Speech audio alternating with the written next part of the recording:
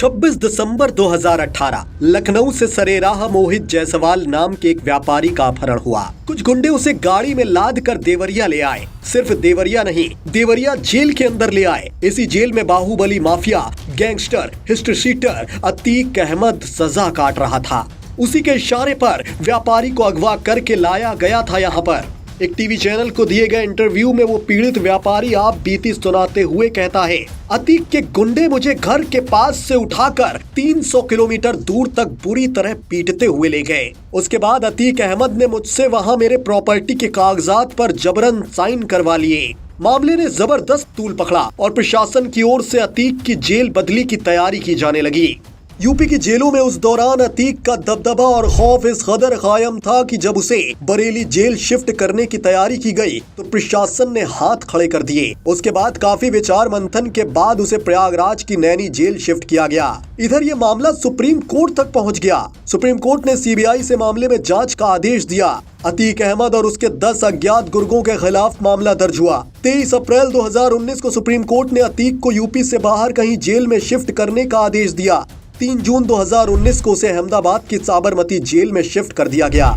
24 फरवरी 2023 बहुचर्चित राजूपाल हत्याकांड से जुड़े मुख्य गवाह उमेश पाल और उसके सुरक्षा कर्मी को मौत के घाट उतार दिया गया। उस दौरान जब वो कोर्ट से लौट रहे थे, इस वारदात का कर्ता धर्ता भी अतीक अहमद के वजूद से जुड़े ऐसी तमाम आपराधिक और राजनीतिक किस्से हैं। इस बाहुबली को जो उसके उदय के वक्त से जानते हैं, वो ये भी दावा करते हैं कि जब अतीक की गुंडई चरम पर थी यूपी में, तो उसे अपने सामने किसी का नजरें मिला पाना भी गवारा नहीं था। उसके शागिर्द उससे हमेशा गर्दन नीचे करके ही बात करते थे। 5 फीट 6 इंच का ये माफिया बदलते वक्त के साथ यूपी का डॉन के तौर पर मशहूर होने लगा। साल 1970 का वक्त, प्रयागराज तब इलाहाबाद था। शहर डेवलपमेंट की ओर था, सड़कें बन रही थी, फैक्ट्रियां डल रही थी। शहरीकरण के इस दौर में नए नए लड़कों को शॉर्टकट तरीके से अमीर बनने का चस्का लगा था। इसके लिए वो नई मूंछ चुके लड़के कुछ भी करने को तैयार थे। लूट, हत्या, अपहरण, कुछ भी। साल 1979, इस दौरान शहर के चकिया इलाके में एक 17 साल का लड़का भी इसी राह पर चल पड़ा था। चकिया इलाके में ही एक हत्या का आरोप लगा था उस पर। फिर क्या था, इसके बाद तो जैसे उसके हाथ खुल से गए। खूब रंगदारी, हत्या और फिरौती वसूली गई। जवानी की दहलीज से बस 1 साल पीछे उस लड़के का नाम था अतीक अहमद, फिरोज तांगे वाले का लड़का।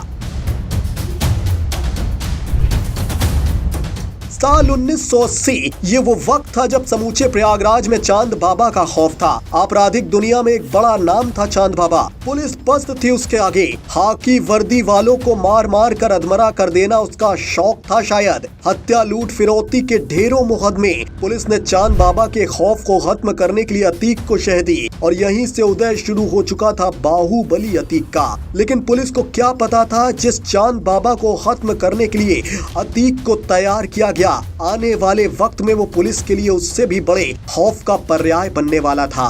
साल 1986 अतीक की ताकत का जब विस्तार हुआ तो उसने स्थानीय प्रशासन को रौंदना शुरू कर दिया। अब चांद बाबा से ज्यादा अतीक के लड़के पुलिस के लिए सिरदर्दी थे। इसी सिरदर्दी के चलते अक्टूबर 1986 को अतीक को उसी की चकिया बस्ती से उठा लिया गया। No warrant, no information. अब लोग तो ये मानने लगे कि भाई अतीक गया काम से, शव ही घर लौटेगा। लेकिन कहा जाता है कि देर रात दिल्ली से लखनऊ एक फोन आया अतीक को छुड़वाने के लिए और एक बार फिर अतीक बाहर। जेल से लौटते ही अतीक अब ये समझ चुका था कि पुलिस उसको जल्द निपटाने के येन केन प्रकारेण कोशिश में है। अब पुलिस के फेर से बचने के लिए सत्ता कंट्रोल में चाहिए थी और सत्ता कंट्रोल में रखने के लिए जनता की सहानुभूति। तो यहाँ भी अतीक ने खास प्लान बनाया।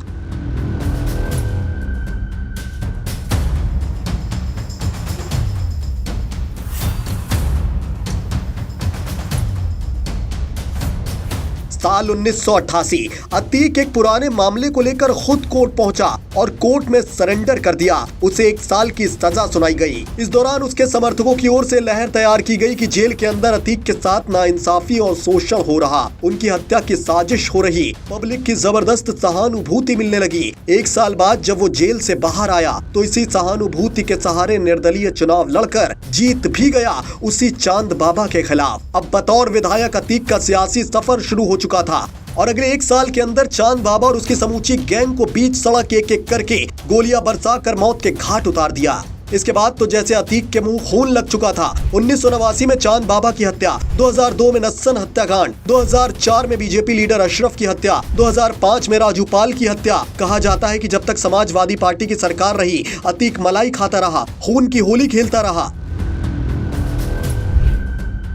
साल 2007, अब सत्ता में थी मायावती। मायावती ने सत्ता संभालते ही माफिया अतीक के सारे कच्चे चिट्ठे निकालने शुरू किए। अलग अलग दर्जनों मामले दर्ज, गैंगस्टर एक्ट के तहत कार्रवाई, करोड़ों की संपत्ति कुर्क और 20,000 का इनाम। इस दौरान दिल्ली से अतीक की गिरफ्तारी हो गई। पुलिस ने इस माफिया को खींचते हुए यूपी लाकर जेल में ठूसा। इसके बाद लगातार ये आरोप लगते रहे कि वो जेल के अंदर प्रशासनिक शय के चलते लगातार आपराधिक वारदातों को अंजाम देता रहा। 22 सितंबर 2015 को अतीक ने जमानत पर निकलकर एक और बड़ा कांड किया। 500 गाड़ियों का काफिला लेकर वो कानपुर पहुंचा शक्ति प्रदर्शन के लिए, और सभी 500 गाड़ियां बेहद लग्जरी। उसकी इस करतूत से आप उसके रसूख और पैसे का अंदाजा बखूबी लगा सकते हैं। इस दौरान वो जेल के अंदर या बाहर से लगातार अलग अलग वक्त पर यूपी की गलियां खून से रंगता रहा, जो भी उसकी नापाक राह में रोड़ा बनता। लेकिन अब उमेश पाल की हत्या के बाद उसकी करतूतों पर पूर्ण विराम लग चुका है।